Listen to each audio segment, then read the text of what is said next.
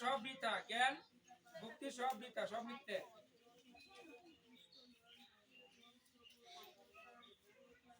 যে অর্থ বুঝিয়া গীতা পাঠ করে না তাহার জ্ঞান অসুর জ্ঞান, তাহা নিষ্ফল হয়। গীতা গ্রন্থ ধর্মময়ী, ইহা সমস্ত জ্ঞান দান করে, ইহার সমান পবিত্র আর কিছুই নাই। কি বলতে গীতায়? গীতা সর্বত্র ধর্মময়, এখানে কোনো অধর্মের কোনো কথা না, সমস্ত জ্ঞান দান করে, যত পড়বে তত জ্ঞান হবে। বিষ্ণুর পরে থেকে যিনি গীতা পাঠ করে শত্রুরা কখনো অনিষ্ট করিতে পারে না। দেখছো এখানে গীতা কি বলছে? বিষ্ণুর পরে থেকে মানে কি? তোমার ঘরে ভগবান শ্রীকৃষ্ণের চিত্রপট আছে, ভগবানের ছবি আছে, সেখানে বলছে তুমি গীতা পাঠ করলে শত্রুরা কখনো তোমার অনিষ্ট করতে পারবে না। এখানে কে বলছে? ভগবান বলে গীতার মধ্যে, তাই বলছে না?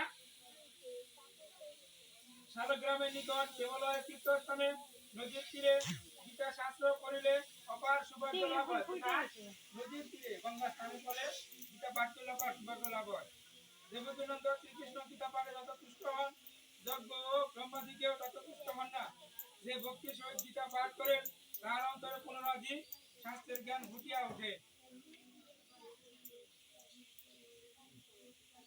যুগস্থানে সিদ্ধপীঠে ছিল গ্রামে স্বজনের সভা যজ্ঞ বিষ্ণু ভক্তের নিকট গীতা পাঠ করিলে সিদ্ধি লাভ হয়।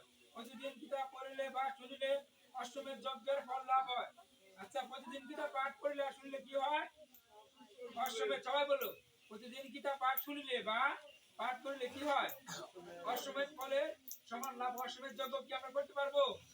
অশ্বমেধ যজ্ঞ কি কৌতে কি?